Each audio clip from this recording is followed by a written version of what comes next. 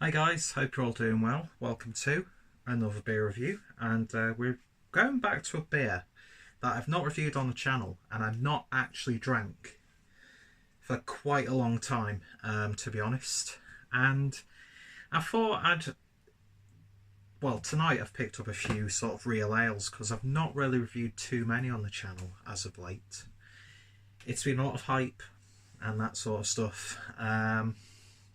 No idea why I'm out of breath, by the way.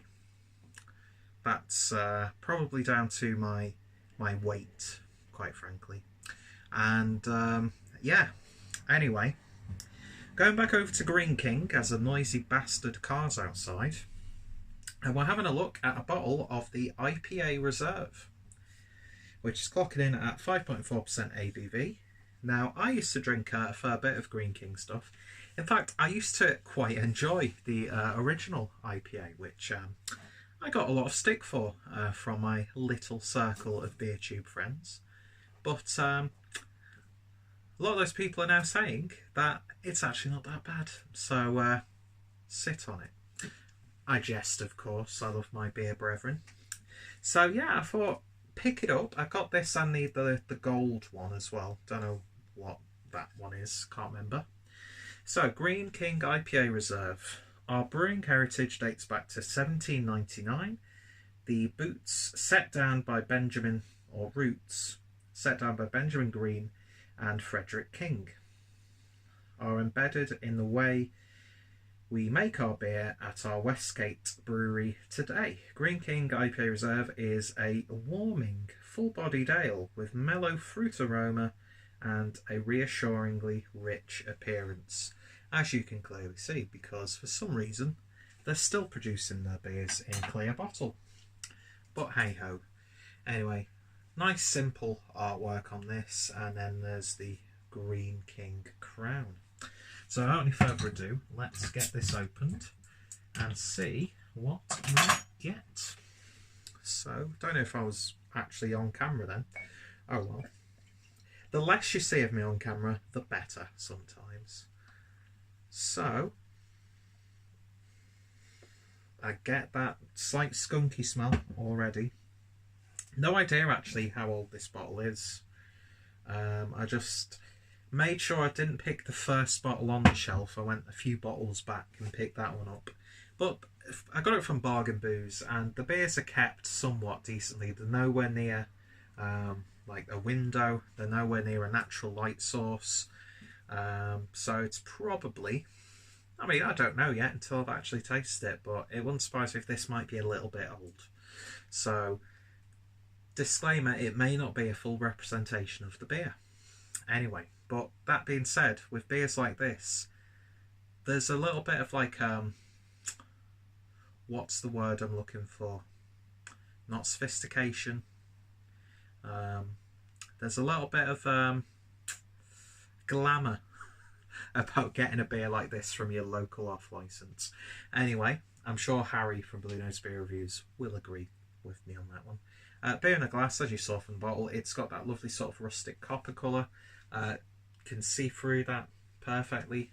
Beer poured with, when it was first in, it was about a finger's worth of a slightly off-white head, but yeah, it doesn't look very full-bodied, but it still looks really nice and satisfying, especially in a glass like this. So anyway, let's see what we get on the nose. Slight bit of skunkage there, but not too much. It doesn't interfere too much with the aroma.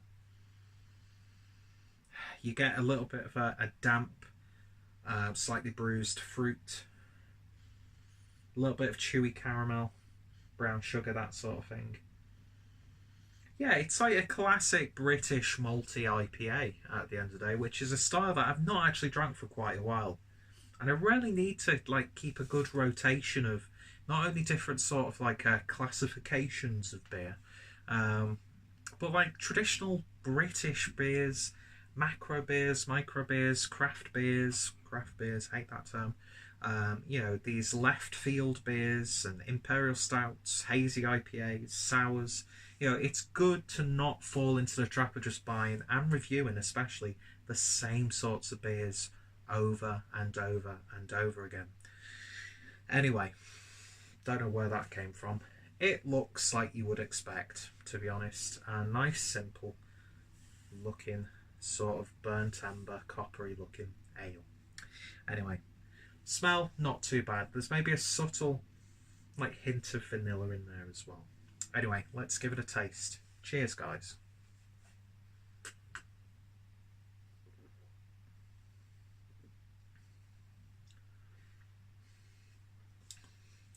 You get that malty sweetness coming through. The hops have clearly faded in this, so I'm going to take that into consideration with my rating of this beer. But you know what? It's just a nice, honest beer. There's no off flavours, even with that slight skunky, stale hop character. That muskiness. It almost gives the impression of like a subtle smokiness on the back end.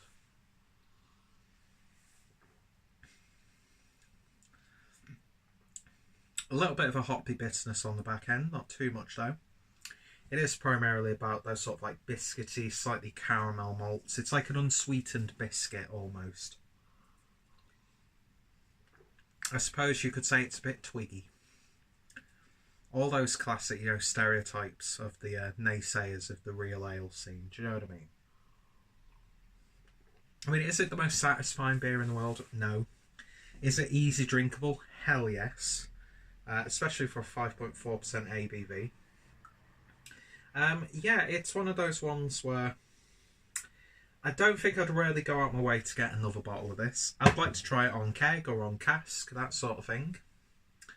But yeah, I mean, I got a 3 for £5 for one of those sorts of beers. It's another video for the channel. I've got a vested interest again into these sorts of breweries, so you know, maybe you'll see a few more reviews like that on the channel. But you know what? It's not too bad. But I know it isn't a true representation of the beer. And there'll be people saying, that's not saying much. But yeah, it's not my favourite. But if you like those biscuity, classic British IPA styles, easily accessible, easily obtainable, it's palatable, it's drinkable, it's simple, it's going to go well with fish and chips, it's going to go well with burger and chips, it's going to go well with pizza, going to go well with curry, you name it, it's going to accompany that perfectly. And you know what? A lazy Sunday afternoon in someone like the Lake District, getting a pint of this, sat by the riverside, jobs are good and sounds good to me. In fact, now I want fish chips and mushy peas, so thank you for putting that image in my head. Actually, the more I'm drinking it, the more I'm enjoying it. It's coppery, it's rusty, and yeah, it's not too bad. You could do much worse. You really, really can. And I know Greene King still get a bad rap, but you know, they're there for a reason. They're popular for a reason. A lot of the pubs that I've been to, I've had really good drinking experiences, and some of the breweries they've bought and some of their other ventures, I've had some satisfying beers. And yeah, this is not too bad. So in terms of a rating, I give this one a 6.5 out of 10. It's not going to last long. I need to cook some food. It'll be gone well before then. But yeah, 6.5. It's just underneath that threshold of me wanting to go out and buy another bottle of this anytime soon. Maybe a fresher bottle when I know it's a bit fresher. Then I'll probably give it another go. But yeah, as I said, not much to it. But then again, there's nothing wrong with that. So yeah, if you've tried it, let me know your thoughts and opinions down below. Have you tried any of the other Greene King IPA series? What's some of your favourite Greene King beers? What's some of your favourite real ales? You know, do you hate the brewery? Do you love the brewery? Doesn't matter. Just tell me in the comments so I can not respond. Anyway, thank you guys for watching. If any of my friends and fellow beer tubers have reviewed this one, then their links are down below. I think my good friend Harry, my beer bay, did a series where he drank, I think, a few of the Greene King IPA beers at once. So yeah, simple, honest, but it's not at its best. What more can I say? I'm not going to shit on it for no reason like a lot of people will do, but at the same time I'm not going to rush to its defence just because people shit on the brewery. It is what it is, and that's it really. So yeah, thank you guys for watching, and I shall hopefully see you guys later. Cheers.